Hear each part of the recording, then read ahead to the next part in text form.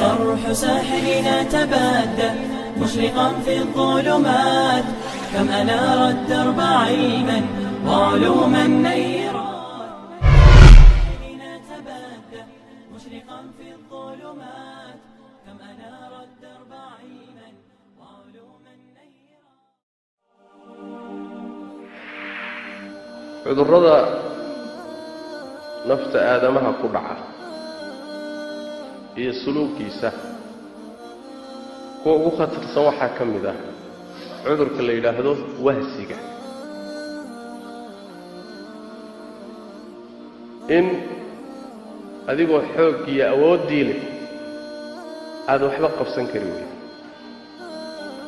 aadan waxba xaqiijin karin. aqoontii baad leedahay laakiin aqoontaadu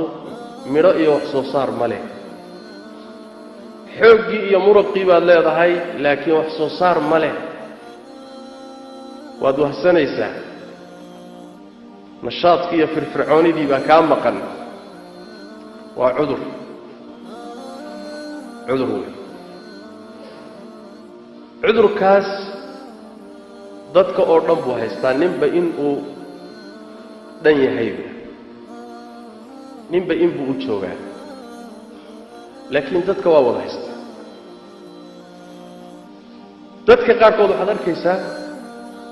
dhinac uu u jeedsado iyo hawl uu qaabilo oo uu wax ka keeno ma jirto. qur-aan xifdi buu bilaabayaa,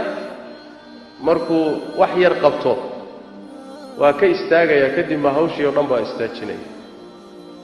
cilmi dalabkiisuu bilaabayaa, dhowr majlis markuu fadhiisto waa dhaqaaqaya. adduunyo iyo shaqiyo xamaal buu gelayaa, adkaysi male waa soo cararaya.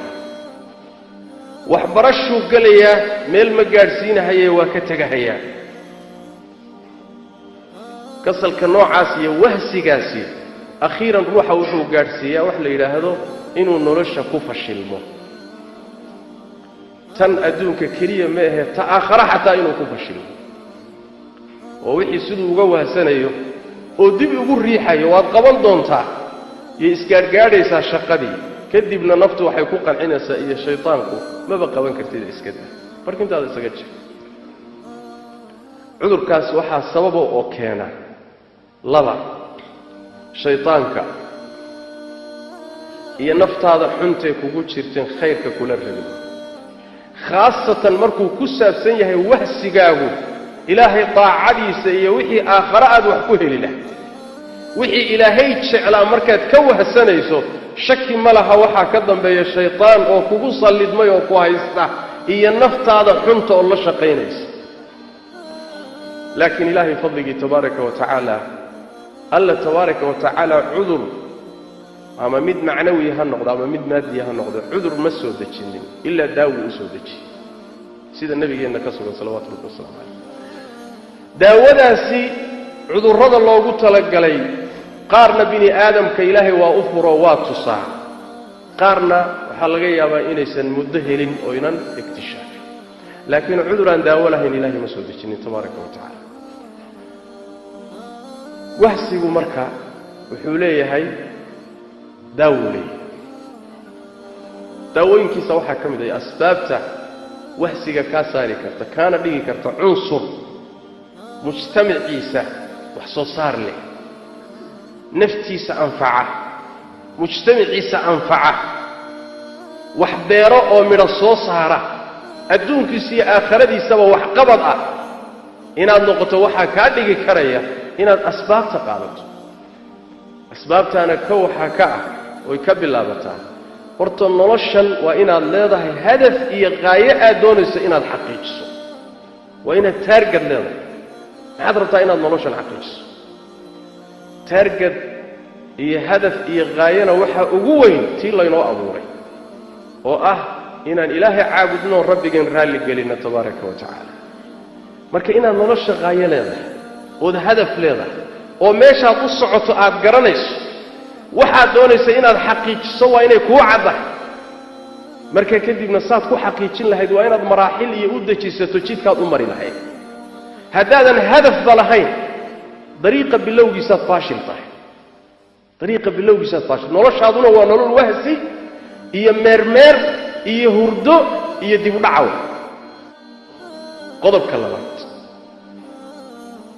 markay ku cadaato waxaad u socotay meeshaad u socotay waa inaad la timaado go'aan dhab ah oo qalbigaaga ka soo go'ay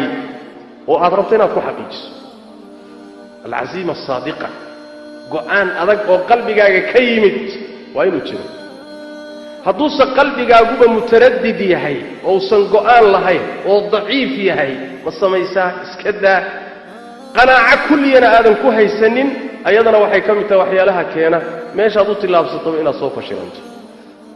سيداس دراديد وإن آد قرآن قلبك الرسمي قادو إلى شيء عقيش بني آدم كان النبي محمد صلى الله عليه وسلم صفات كيسا وحا أقرم بدن أقونا قبصا وحا لغو صفايه وهمام وانا حارب همامك وحا ويودونيتان بدنيا انت قلبك انه ما استاغي سكن ما استاغي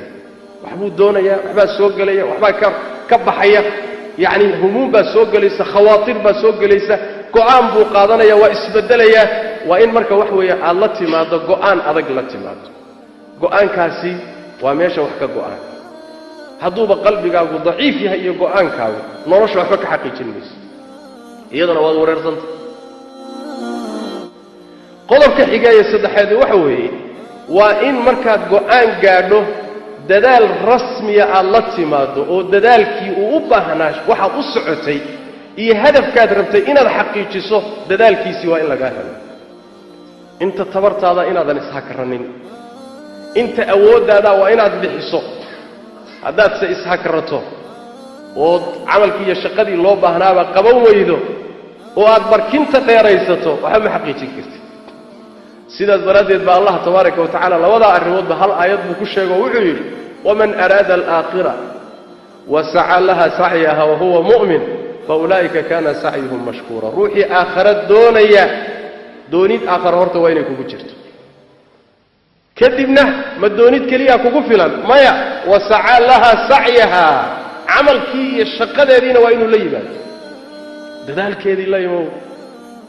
يا دونيتان كقلبك يا غانكي سكدب شقدي قل ادكيس او ييلو الهي السنه دي سوي تبارك وتعالى قلبك خيغاي وحوي ددالكا marka la timaado كليغي كوكو ما فيله ربك كالميسو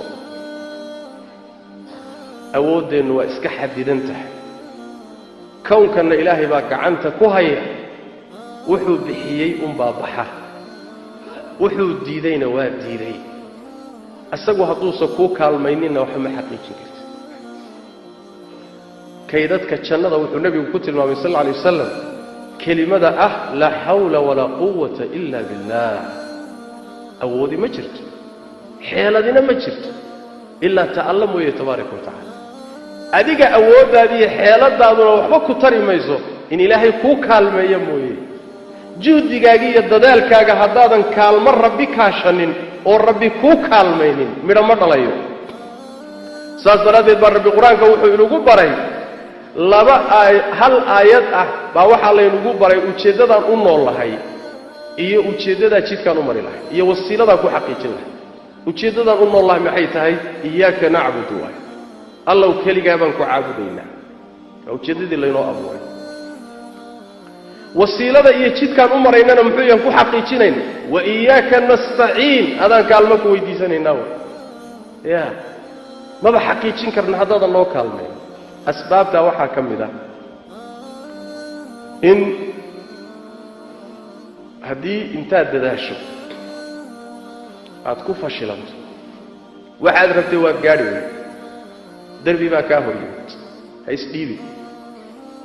هنيه جبل قدال هو قراني اسكو داي هدنا جيدك كوريك دنك كلا كسو غل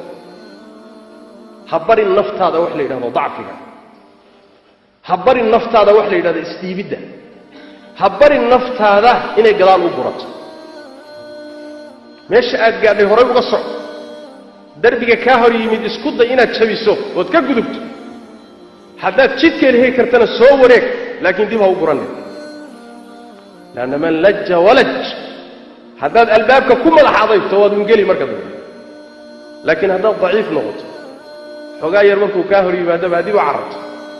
xogaa markay kugu adkaataba aad tiraahdo war meeshan lama geli karo haadeer wax weeyaan dadkii adduunkan iyo aakhiratoona wax ka xaqiijin lahaa matii waxaa ka mid ah asbaabta in aad la saaxiibtood la noolaatood mujtamaca ka doorato dadka hamiga sare leh dadka cazimada adag leh dadka muntijiinta wax soo saaree wax xaqiijiya ee aadan la noolaanin oo la saaxiibin dadka wahsada kuwa dariiqyada taagtaagan oo waqtigooda meelaha taagtaagnida ku lumiya oo sheekaysiga maqaayad iyo fadhi ku dirirka ku lumiya oo mar uu jiifo iyo mar uu qaad cunahayo iyo mar uu sarqaansan yahay ay tahay dee kuwa haddaad la saaxiibto nolosha waxba kama qaban kartid adeer iyagoo kale unbaad noqon man jaalasa jaalas darisku wuxuu ku siiyaa wuxuu yahay saaxiibkuna wuxuu ku siiyaa wax uu isagu watuu ku siiyaa sidaas daraaddeed dadka liita ee hooseeya alla saaxiibi xataa haddaad daciif tahay dadka wanaagsanee sare markaad la saaxiibto kor baad u kacaysaa ayagaad gaadhaysaa waxoodii bay wax kaa siinayaan waad ku dayanaysaa waa ka nabigeennu leeyahay salawaatu rabbi wasalaamu calayh ruuxu cidda uu la socdee saaxiibka la yahay ayuu diintiisa iyo dhaqankiisa leeyahay ee ka fiirsada ciddaad la saaxiibaysaa marka ka fiirso yaad la socotaa dadka nolosha ka dhacay oo daatay haddaad la socoto dadka yacni jaraa'imta galhaya ee mufsidiinta haddaad la socoto sidoodoo kale unbaad natiijada ku dambayn doonta sidoodoo kale unbaad ku dambayn sidaas daraaddeed dadka hamigoodu sarreeya wax xaqiijinaya cazimada leh ee kasalka iyo wahsigu aan lahayn ama uu ku yidhi waa la saaxiib wax badan baa iska kaa bedeli asbaabta waxaa ka mid ah inaad ilaahay barido tabaaraka wa tacaala inaad ilaahay magan gasho laba arrimood baad ka magan gasho wahsiga waxa keena oo shaytaan iyo naftaada ah aad badiso inaad ilaahay ka magan gasho وإما ينزغنك من الشيطان نزغ فاستعذ بالله إلهي ما قال كعر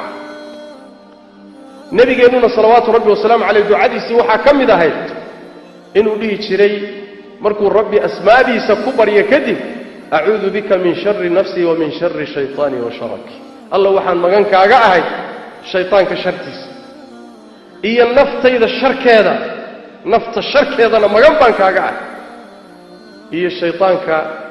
dabinkiis ama shirkigiis magan galo ilaahay ku caab ducadiisii waxaa ka mid ah nabigeena salawaatu rabbi wasalaamu calayh raadka labadaa ka dhashay dadaalka ay kugu dadaalayaan inay wanaagga kaa reebaan ayaa waxaa ka dhalanaya wahsigaa ka dhalanaya marna ayagii baa ilaah laga magan gelaya marna afarkii ka dhashay oo wahsiga ah baa ilaahay laga magan gelaya markaasaa nabigeena sal alla alay wasallam ducadiisii waxaa ka mid ah allaahumma innii acuudu bika min alcajzi waalkasal ilaahu waxaan magankaaga ahay caajisid iyo wahsi cajzigu muxuu yahay labada kelimo way kala bedelan yihiin cajziga waxaa la yidhaahdaa inaad kari weydaba khayrkii iyo wanaaggii awoodba uma haysa tabar uma haysa taa cajzi baa la dhahaa kasalkana maxaa la yidhaahdaa waad kari kartaa awooddeedii waad leedahay laakiin ma qabanaysa xoog badana oo aqoonta ku jirta oo caqliga ku jira oo kartida ku jirta laakiin maca daalika weel foorara ma toosin karo waxba ma qaban kartidba kaasna waxaa la yidhaahdaa wahsi baa la dhahaa waa kasal labadaba nebigu ilahay waa ka magan geli jiray salawaatu rabbi wasalaamu calayh marka ilahay inaad magan gasho waxaa ugu dambeeya haddaad rabto inaad wahsiga ka baxdo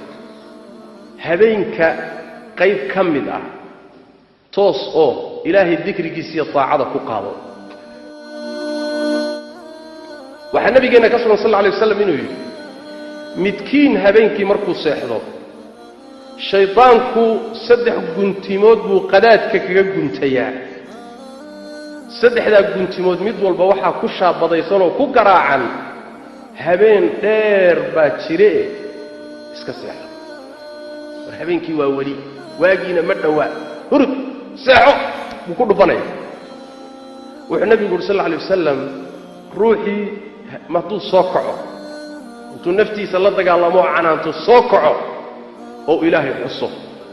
ilaan marka hurdada laga soo kacaba adkaar baa jirta ilaahay lagu xuso markuu saa u soo kacayba ilaahay buu xusay saddexdii guntimood mid ka mid ah furmaysa waa ka soo kacay waa weysaystay guntintii labaad baa furmaysa waa soo kacay oo wuu tukaday guntintii saddexaad baa furmaysa wuxuu nabigu sallallahu alayhi wasallam markaasuu waagu u baryayaa asagoo firfircooni iyo nashaad leh wax qabasho doonaya naftiisuna aad u faraxsanta farax iyo firfircooni isagoo ku jirto buu waagu u baryayaa markaasuu leeyahay warsaaka talo waxaad ku dhaqaajisay waxbaan ka hor iman karay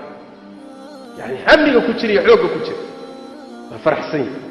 nabigu wuxuu sallallahu alayhi wasallam hadduu sidaa yeeli waayo oo waagu u baryo siduu u hurday sida baktigii sariirta u saarnaa nabigu wuxuu sallallahu alayhi wasallam markaa waagu wuxuu u baryayaa asagoo oo naftiisuna liito oo murugsan